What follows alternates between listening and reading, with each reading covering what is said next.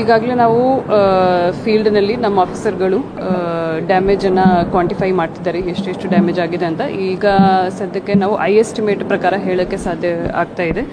Estimate ಪ್ರಕಾರ ನಮ್ಮದು 7,500ಕ್ಕಿಂತ ಹೆಚ್ಚು ಹೆಕ್ಟೇರ್ ಕ್ರಾಪ್ ಲಾಸ್ ನಮ್ಮ ಜಿಲ್ಲೆಯಲ್ಲಿ ಲಾಸ್ಟ್ 3 ದಿವಸದಲ್ಲಿ ಆಗಿದೆ.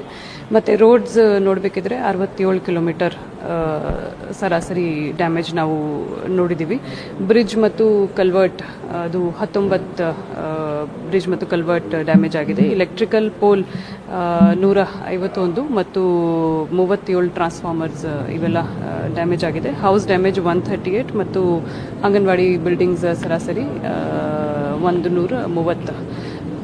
ಇವೆಲ್ಲ ಡ್ಯಾಮೇಜ್ ನಮಗೆ ಈಗ ಎಸ್ಟಿಮೇಟ್ ಬಂದಿದೆ. ಆದರೆ ಎಕ್ಸಾಕ್ಟ್ ಫೀಲ್ಡ್ನಲ್ಲಿ ಆಫೀಸನ್ನು ಮಾಡ್ತಿದ್ದಾರೆ, ಕ್ವಾಂಟಿಫಿಕೇಷನ್ ನಮಗೆ ಎಕ್ಸಾಕ್ಟ್ ಗೊತ್ತಾಗುತ್ತೆ.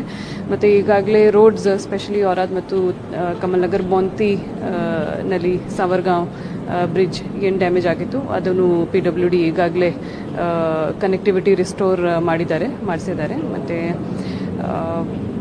ಇದು ನಂದಿ ಬಿಜಲ್ಗಾಂವ್ನಲ್ಲಿ ಯಾವುದು ಬ್ರಿಡ್ಜ್ ಇದೆ, it will take 1 or 2 days, more than 1 or 2 days. ಬಾಕಿ ಎಲ್ಲಿ ಕನೆಕ್ಟಿವಿಟಿ ಕಟ್ ಆಗಿತ್ತು ಅದು ಕನೆಕ್ಟಿವಿಟಿ ನಾವು ರಿಸ್ಟೋರ್ ಕೂಡ ಮಾಡಿದ್ದೀವಿ ಈಗಾಗಲೇ.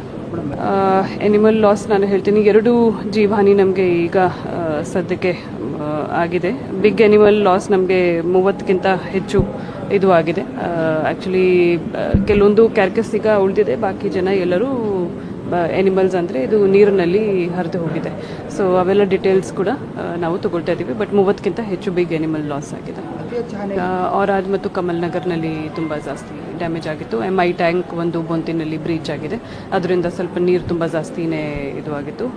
ಕಾರಂಜೆಯಿಂದ ಕೂಡ ಈಗ ನೀರು ಇದು ಆಗಿತ್ತು, ಜಾಸ್ತಿ ಆಗಿತ್ತು.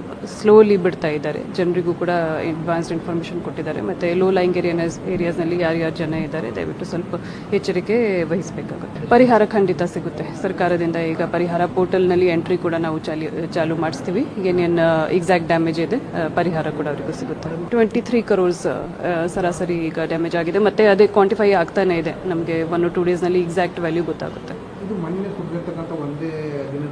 3 days 3 ದಿವಸನಲ್ಲಿ ಏನು ಮಳೆ ಆಗಿದೆ ಅದರಿಂದ ಜಿಲ್ಲೆಯಾದ್ಯಂತ 23 ಕೋಟಿ.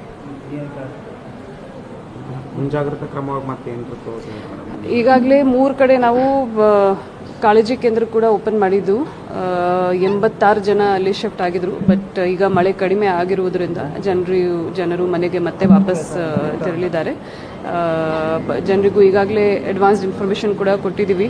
ಟಮ್ ಕೂಡ ಮಾಡಲಾಗ್ತಾ ಇದೆ. ಎಲ್ಲಿ ಲೋ ಲೈಂಗ್ ಏರಿಯಾ ಇದೆ ಅಲ್ಲಿ ಜನ ಜಾಸ್ತಿ ವೆಂಚರ್ ಮಾಡಬಾರ್ದು.